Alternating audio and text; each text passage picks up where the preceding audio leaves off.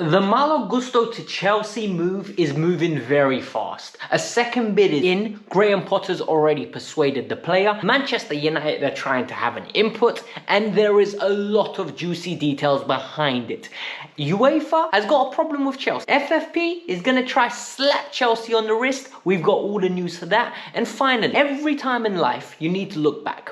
The reason you look back is sometimes to smile at the decisions that you didn't. Anthony Gordon, £60 million bid rejected in the summer. And now he's about to join Newcastle after having a shocking season. Let's get into it. Welcome to the Kavkas View, guys. And what's this on my face? It's a smile. And the reason it's a smile is because I'm doing what I love. I'm talking about the club that I enjoy watching. And more importantly, the club that I adore. So let's get into it. Let's break down the news in nice, minute details. You got the rundown order. But before we get to that, I need you guys to do me this massive favor. Hit the like button. We're aiming for 1,000 likes.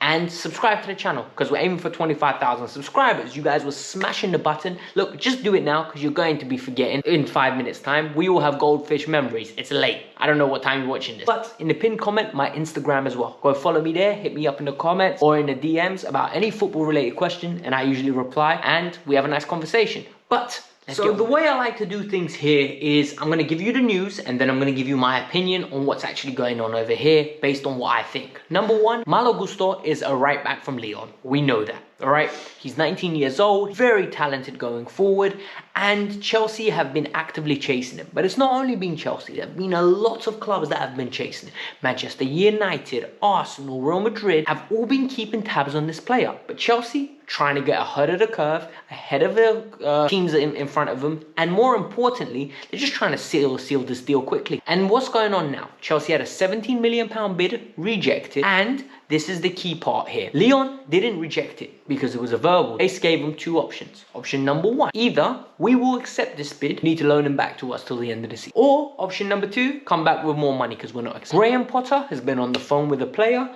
Our sporting directors have been on the phone with the player. They have persuaded the player to join us and pick our project. Now we've got Manchester United coming up. Broke boys Man United, yes, broke boys Man United are actively telling him, don't pick Chelsea yet.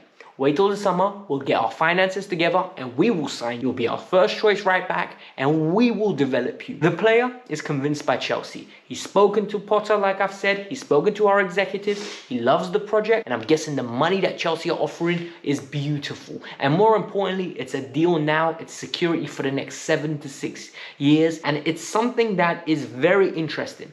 So Julien Laurent has come out and openly said Chelsea are going to try to go back in with 25 to 35 million pounds. They're trying to get the player to stay. Lyon are trying not to budge off this, keep until the end of the season. The problem here is, and this is my opinion, Chelsea need cover for Reece James, and Malo Gusto does it. He comes in, he's a decent defender, he's good going forward, he'll be playing from the outset. Issue here arises for me, and this is the big issue that people don't understand. What is he doing if Reece stays fit? I know we can't count on Reece to always stay fit. And I know people are going to say Reece hasn't stayed fit. He's going to take his chance. Is he going to enjoy playing 15 games a season? Because he's a talent that could actually play 30 games a season. He could be a starter at Manchester United. He could go to an Arsenal and be a starter. He is that good. He's of that caliber. So it's very interesting to see how he's making this decision. And this sentiment is similar to what Julien Laurent is saying on ESPN on his article. But if we sign the player, it's a smile on my face because this is a very, very talented player. And so Chelsea have been signing a lot of players and a lot of people have been asking me, where's FFP? What's going on? Well, guys, Chelsea have been using something called long-term contracts. And for many of you that don't understand, there's something called amortization. You basically take the fee, you take the wages, you divide it by the number of years on the contract. So we're going to use very basic numbers, okay? Imagine if the player's wages and a fee was 100. And imagine if a player signed a 10-year deal. These are very basic numbers to make you understand.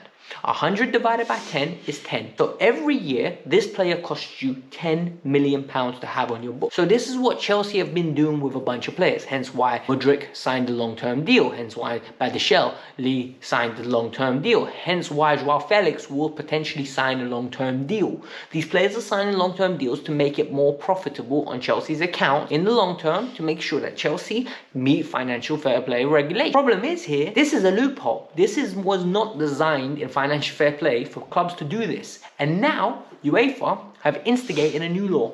And coming from September, or I think even the summer window, clubs won't be able to do this. But guess what? Chelsea have already taken full advantage. Fabrizio Romano saying people within the Chelsea camp are like, we're fine, we didn't break any laws, there's nothing they can penalize us with. We literally just used our expensive accountants that we hire, we used our lawyers, and we found a good alternative to a contract. There is nothing that we've done wrong. We're literally fulfilling the obligations the way that the financial fair play stipulates. And this is very important to understand. Chelsea done nothing wrong based on what we're hearing. And this is just creative accounting. So, and now that the loophole is open, UEFA will close it. And guess what? Only Chelsea benefited from it. So this is happy news for Chelsea because we've got stronger. We're not going to be spending crazy money in a while.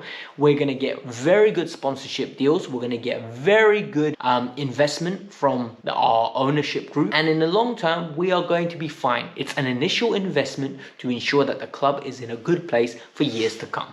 Personally, I love this plan from Bowley and the team. Keep going. And finally, now we're going to talk about Anthony Gordon. And Anthony Gordon is an interesting one, right? He's a player that broke out last year, very electric, a lot of pace, quick, agile, runs with the ball, exciting player. But as we normally tend to do with English players, or just players in general, when players are young, we gas them up. We almost start setting expectations for them to see if they're going to meet it that are unrealistic. Because if they meet it, like, yeah, he's the real deal, he's the real deal. Instead of giving him time to develop and see how across a sample size of games he performed. It's natural, we all do it. But Anthony Gordon didn't do this. And Chelsea, with the new recruitment strategy in September, or August, when Tuchel was still in charge, avidly chased. They literally put in a £60 million bid in. I think it was 40 million cash and then 20 million in add-on. Everton wanted close to 80. Frank Lampard said he'd be worth 100. I don't want to sell him. And guess what? Chelsea have cooled their interest. There have been some rumours coming around that Chelsea want potentially Andre Onana. I think it's Andre Onana. I think it's Onana from the Belgian international, the 19-year-old, and Gordon. And what was very interesting for me is both players now are being linked with moves with Arsenal and Newcastle.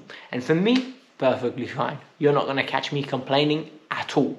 This is perfectly fine. Gordon is set to join Newcastle potentially on 25 million plus 15 million based on add-ons. Everton have lost out on a heck load of money, but this is something that we should be sitting back smiling on because it's a mistake that we did not do. This player is not the caliber of Chelsea Football Club, and now that we have signed other players, you're seeing the caliber of Chelsea Football Club.